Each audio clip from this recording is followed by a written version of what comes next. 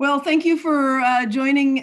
Thank you for joining me and joining us today. This is great. I wish I were in an auditorium where, with everyone there, and it would, However, this is just the second best right now.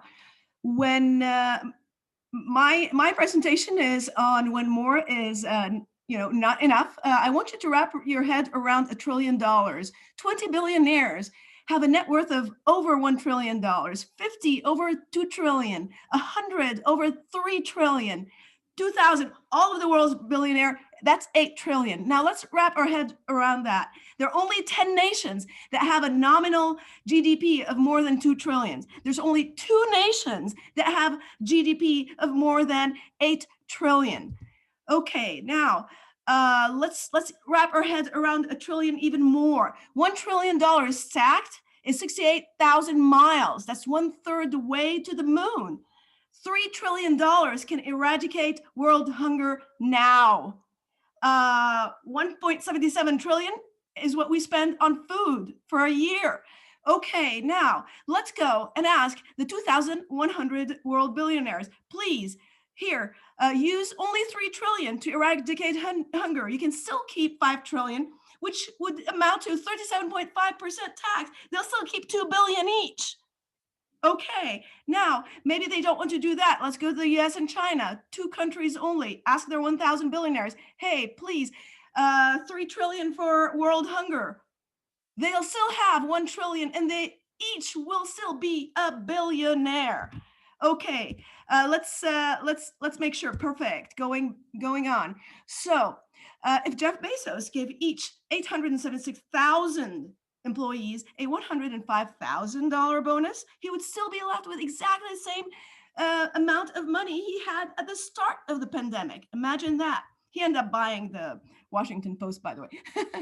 Okay, let's look at what's happening here. Instead, some billionaires and executives get paid $1 a year. For instance, Mark Zuckerberg, Facebook, Elon Musk. And then you have to ask yourself, why? Why do they do that? Well, it looks egalitarian. However, they do get compensated. It's just non-cash compensation like stocks and options, which reduces their tax liability and even helps them avoid, like Medicare and Social Security taxes. Okay, let's look at this. So then, when more dollars is not enough, like why? Excess to what end? Let's see, does that extra money contribute to their happiness? Let's look for data and research for answers, okay? According to the Gallup World Poll, 1.7 million people, were surveyed and across 164 countries. So yes, richer, more stable nations tend to be happier and tend to self-report a higher level of life satisfaction. So, here's what you have to understand, though. The ideal income point is $75,000.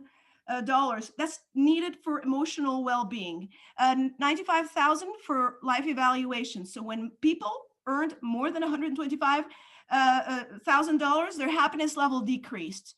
So let's see. Money is good. Yes, it is for motivation to achieve like major life milestones, for survival, for security, stability, health insurance, for pursuing what you like. So that kind of a mindset, the success materialism attitude, is fine. However, the happiness materialism attitude is problematic. So a mindset that wealth indicates a happy life, that self-worth is tied to wealth, that, valuing wealth, those people who have that mindset became less satisfied as their income increased. They were chasing rainbows. Okay, so then why? Research is showing that these people engage in social comparison. They even get bothered by others' success.